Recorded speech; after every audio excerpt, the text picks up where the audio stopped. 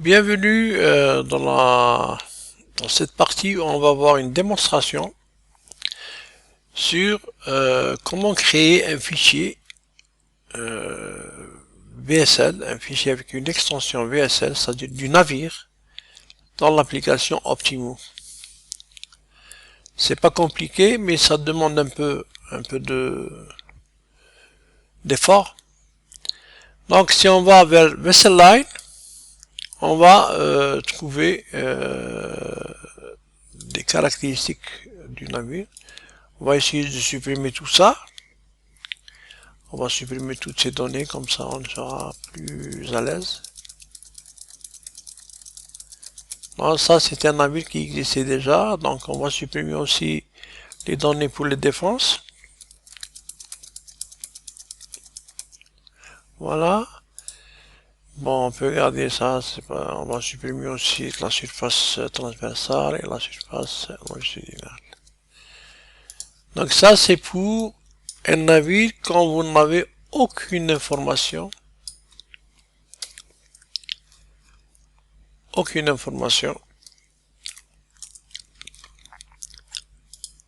un navire que vous ne connaissez pas.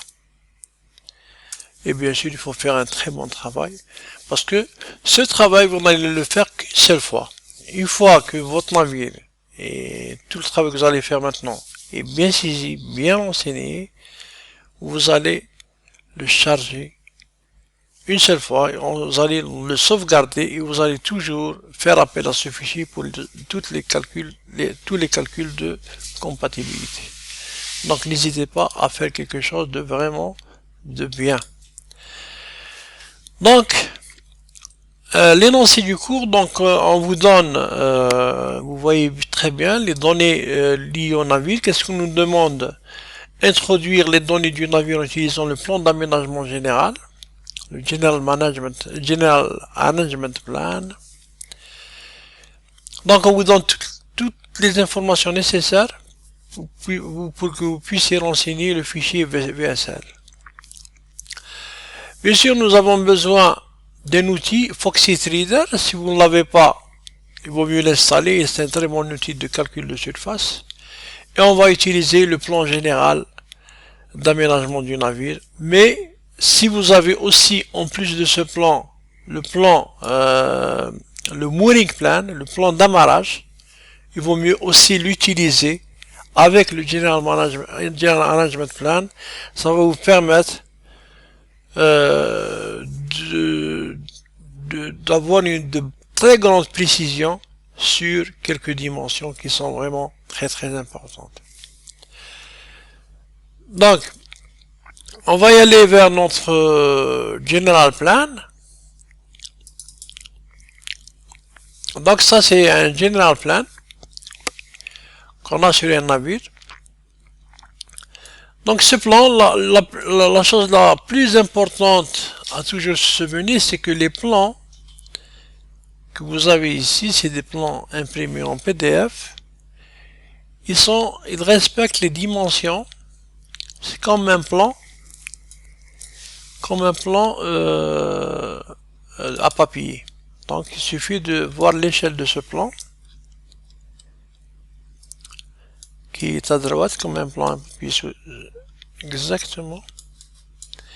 Donc c'est 1 sur, on va la voir, sur 250. Donc si je dois calibrer mes mesures, donc quand je vais faire commentaire, quand je vais mesurer mes distances, mes périmètres, les surfaces, je dois calibrer afin que je puisse avoir la lecture directe de la dimension. Alors, qu'est-ce qu'on a besoin comme information? D'abord, on aura besoin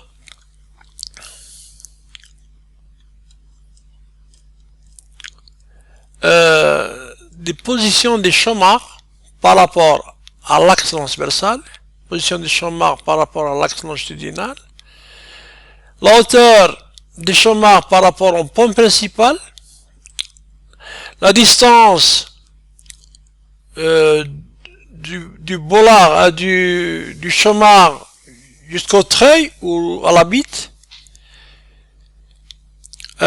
la limite de freinage du frein, les 60% dont vous avez vu dans le cours.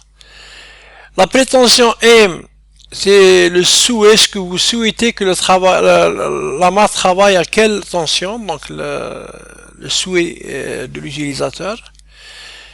Le diamètre de la ligne, le type de la ligne, la force de la ligne, hein, donc le LDBF, la longueur du pontoir, de la pontoir, son diamètre, le type et ce TDVL aussi. Attention. Et bien sûr, nous avons aussi, on doit calculer, pour chaque point, on doit calculer la hauteur du point principal du corps parallèle, de la partie parallèle, c'est le parallèle body de la coque. Pourquoi? C'est pour voir par rapport au quai, est-ce que quel est le nombre de défenses qui vont être collées au navire en fonction du tirant d'eau actuel. Donc c'est très important d'avoir cette courbe. Et enfin, on va calculer les surfaces longitudinales et les surfaces transversales. Donc ça, je vais juste vous montrer comment on le fait. On va pas faire tout l'exercice, mais au moins la clé, comment on fait tout ça. On va commencer d'abord par les surfaces. On va juste agrandir un petit peu. Donc on va essayer de calibrer. Donc je vais essayer de ramener.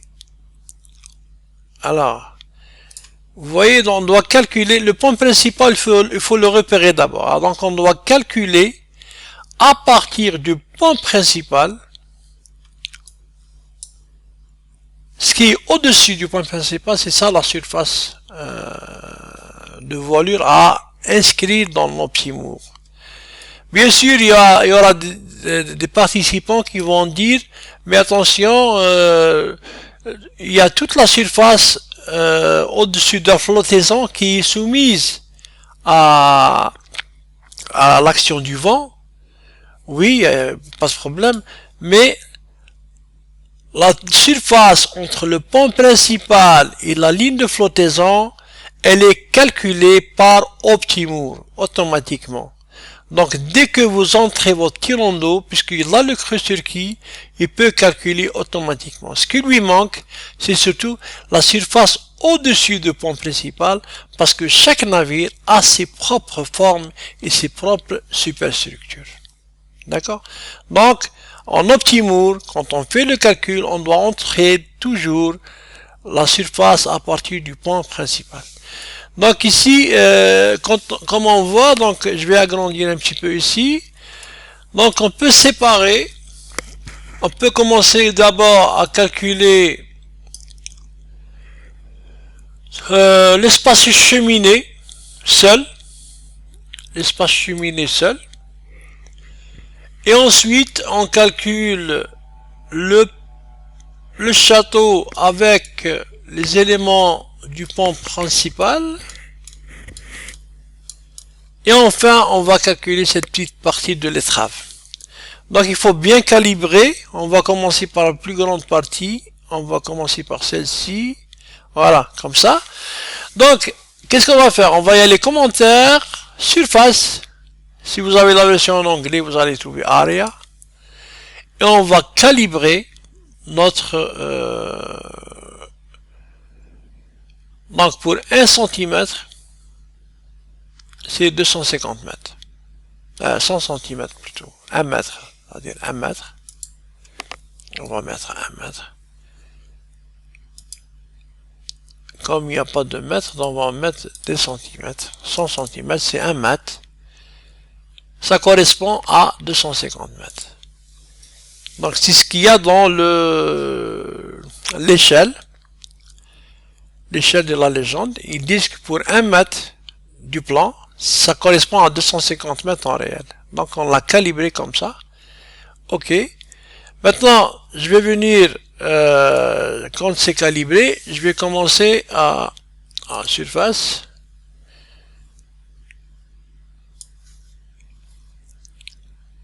Je vais commencer à calculer ma surface. Hein. Donc, on avait dit de laisser la cheminée, parce qu'il y a un passage ici entre le château et la cheminée. On va laisser la cheminée toute seule à la fin. Alors, on va commencer par là. Voilà, et on va suivre, on va prendre les surfaces sans tenir compte vraiment des escaliers ou des choses qui peuvent ne pas créer une voilure. C'est même pas la peine de tenir compte. Mais surtout, il faut tenir compte des surfaces qui peuvent s'ajouter à l'action de la voilure et du vent. D'accord? Voilà. On va ajouter celle-là. Et le tour est joué.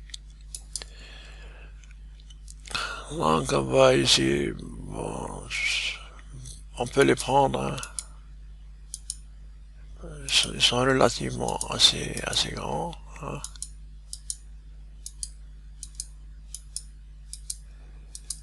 Maintenant, les manifolds, il faut les prendre, les manifolds, parce que on peut pas les éliminer. Hein. Donc, il y a ce petit, il faut pas l'oublier, et on monte un petit peu. Voilà. C'est pas à 1 mètre près aussi. Hein.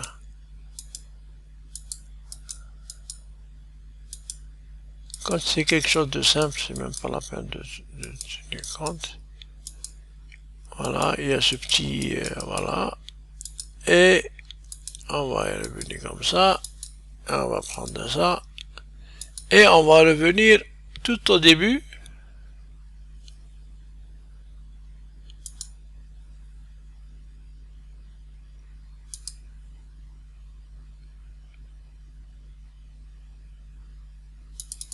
Voilà.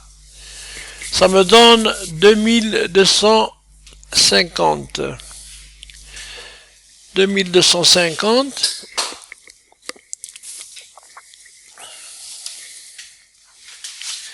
Que je vais noter, ça c'est la première surface. 50,3. Et on va y aller au château. Et on va calculer la deuxième partie.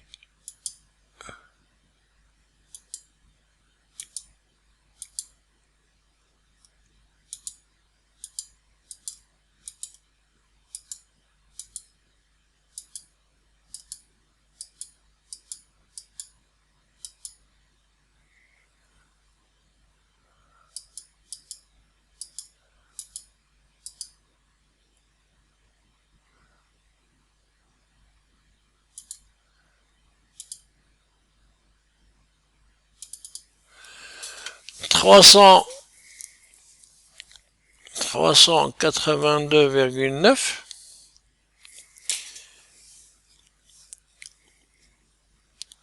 Et on va y aller à... C'est bon. Et maintenant, on va y aller à la... Donc on va plus travailler sur ça. Voilà. Et on va revenir ici et prendre la surface.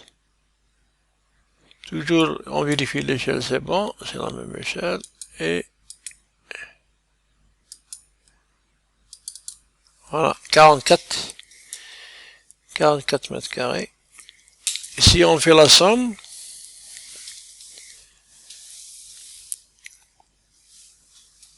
Ici, on fait la somme.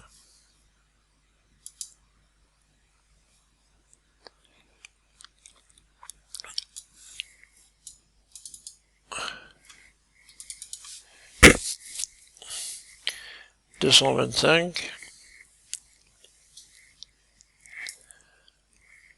3,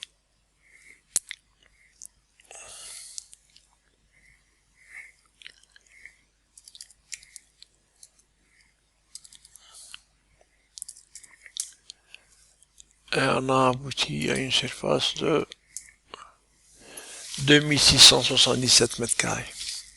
Donc on note 2677 mètres carrés. Ça, c'est pour ce navire. Et bien sûr, pour la partie transversale, on a fait le même calcul, donc c'est beaucoup plus simple, hein. On fait le même calcul, et on fait aussi surface, et on commence, on vérifie toujours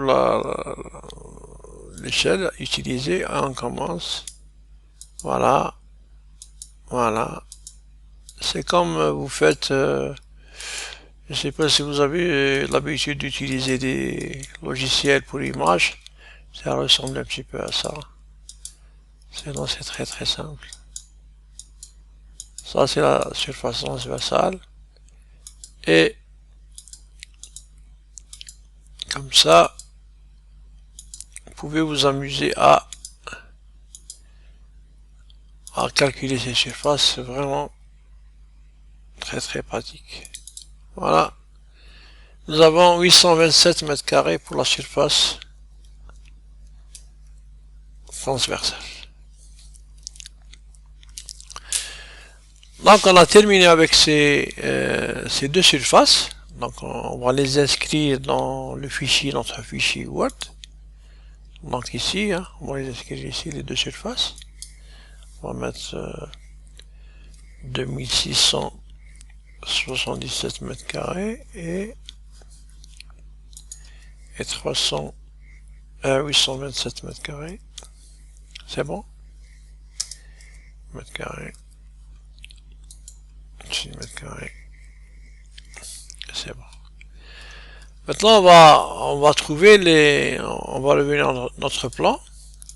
Pour ne pas encombrer le plan avec les dessins, on peut, avec la technique de CTRL Z, pour effacer tout le plan. Maintenant, on a besoin d'informations. Alors, si on vient à la plage avant et la plage arrière, on va trouver nos chambres, ils sont là. Voilà.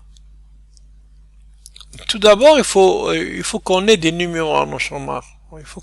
Parce que si vous voyez bien, dans le vessel line, les lignes sont numérotées. 1, 2, 3, 4, vous pouvez atteindre jusqu'à 99, je pense. Mais il n'y a aucun navire qui atteint ça. Donc, la première chose à faire, pour bien parler et identifier la mare, il faut la numéroter sur le plan. Pour la numéroter, c'est très simple. Toujours en commentaire. Et on va mettre, moi je l'ai écrit par exemple, on va mettre ici numéro 1, la numéro 2, la numéro 3, la 4, la 5 et la 6. Ainsi de suite, 7, 8 par exemple, 7. C'est les champs mares. Les lignes pour nous, c'est les champs mares, c'est très important parce que vis-à-vis du quai, la ligne est identifiée par le champ mare ou d'où elle sort. Ensuite, qu'est-ce qu'on fait? On va, par rapport à l'axe longitudinal, on va repérer la distance du champ mare par rapport à l'axe longitudinal. C'est quoi dans notre feuille de calcul? C'est justement centerline to fairlead. Ensuite, on va calculer aussi la distance du champ mare jusqu'au midship.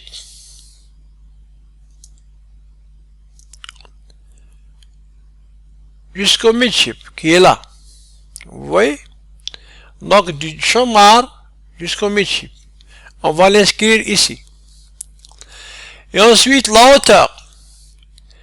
La hauteur en vertical, la hauteur par rapport au pont principal, la hauteur du champ mare. On va l'inscrire aussi. La hauteur, bien sûr, quand elle est vers le haut, c'est positif.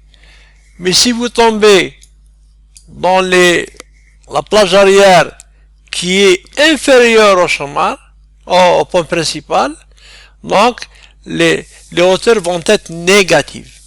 D'accord? Ça, c'est pour les dimensions Et enfin, pour les dimensions, on va inscrire aussi quelque chose de très très important, c'est la distance entre le chômage jusqu'au treuil ou la bite. Voilà, c'est l'inscription qu'on va mettre ici. Distance fairlead to bit or winch. Et ensuite les autres, ce sont juste des caractéristiques qu'on trouve dans tous les documents que vous avez à bord.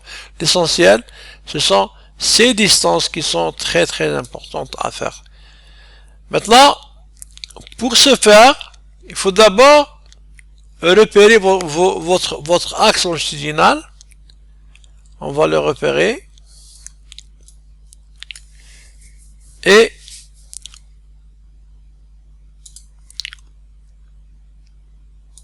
voilà. Ça, c'est l'axe longitudinal où on va calculer tout ce qui est transversal. Et un axe transversal aussi. Voilà. C'est normalement, ça passe sur les lignes vapeur, hein, sur la ligne vapeur médiane de traverse. Ensuite, nous allons aussi, une fois, c'est juste, vous allez utiliser, c'est très simple, ensuite, vous allez, une fois numéroté, vous allez utiliser l'outil distance, hein.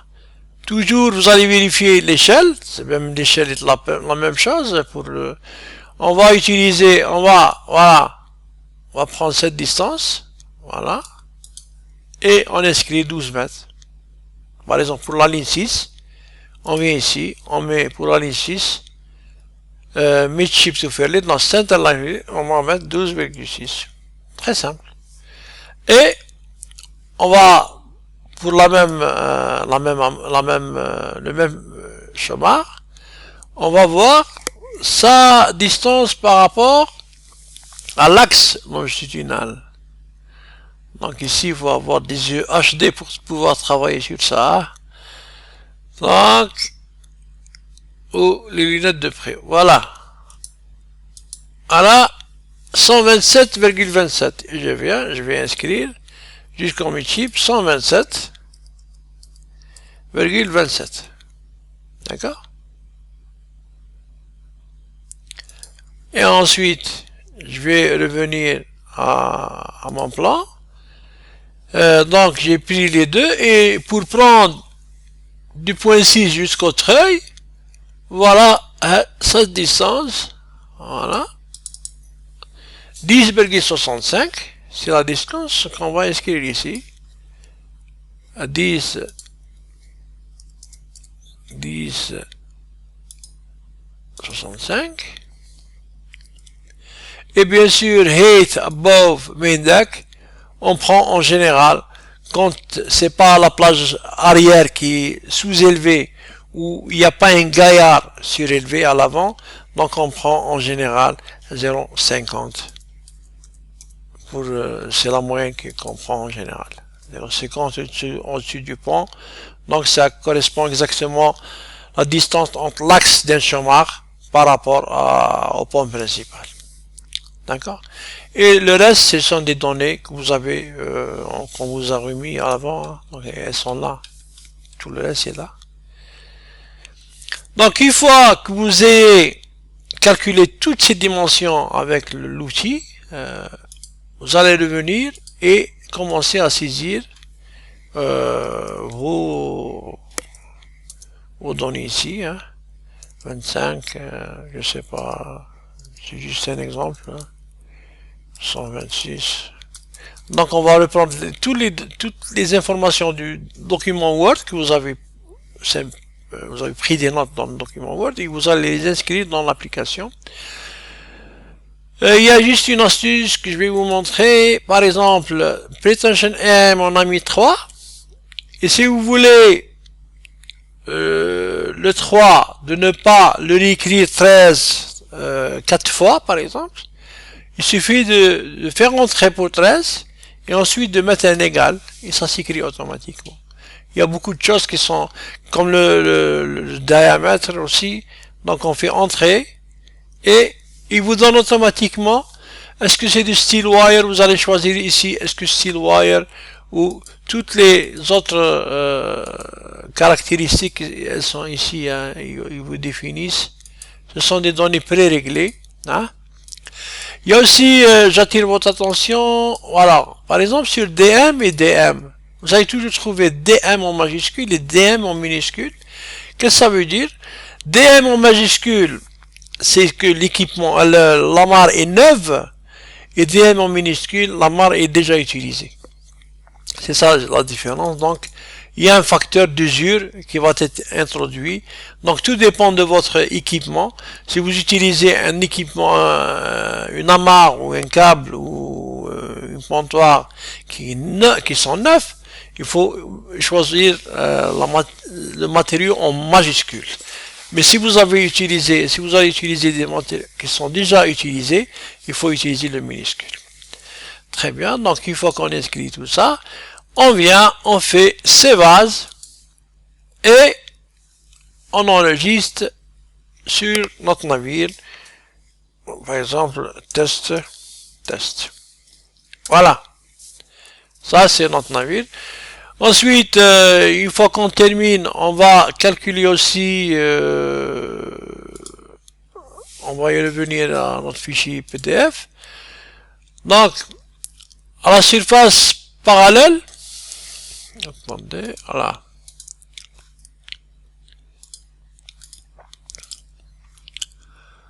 Voilà. Alors, la coque n'est pas, si le navire a 280 mètres de long, la coque n'est pas plane sur les 280 mètres. Il y a juste une petite partie qui est plane. Voilà. Vous la voyez, donc, side tangent line. Vous la voyez ici. Donc, voilà, side tangent line. Ça, c'est la partie parallèle. Ça, la coque, elle est parallèle dans cette partie. Elle est vraiment plane. Elle est plane. Toutes les autres parties, il y a des courbures. Donc, pour pouvoir calculer le nombre de dépenses qui sont en adhésion avec la... Qu'est-ce qu'on fait? On calcule aussi, on utilise cet outil.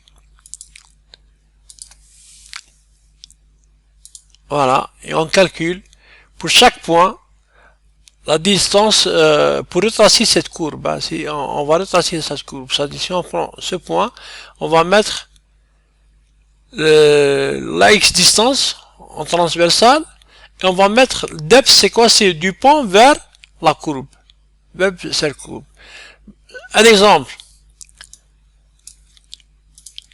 Si je prends exactement à 0, j'ai cette courbe, je vais prendre cette distance de 0, ok, c'est toujours la même chose, de 0 jusqu'à la courbe. Donc je vais mettre 22,24, je vais revenir ici et je vais inscrire, allez, juste un exemple, à 0, 22,24. Voilà. Et vous voyez la courbe, elle commence à se créer. Maintenant, c'est ça ce qu'on peut faire avec Poxit Reader pour préparer notre vessel file. Et si on veut voir exactement notre navire, il est comme ça. Donc notre navire, voici les données de notre navire, c'est le résultat final. Et bien sûr, le fichier Word qui est renseigné, il est là. Donc à travers tous les calculs, ils sont là. Donc on vous remercie pour votre patience et les autres vidéos seront beaucoup plus simples parce que celle-ci on doit détailler un petit peu beaucoup plus le Poxit Reader. Mais les autres, ça sera juste chargement, déchargement d'un navire et chargement, déchargement d'un quai sur le fichier avec les conditions environnementales. Donc, à la prochaine vidéo.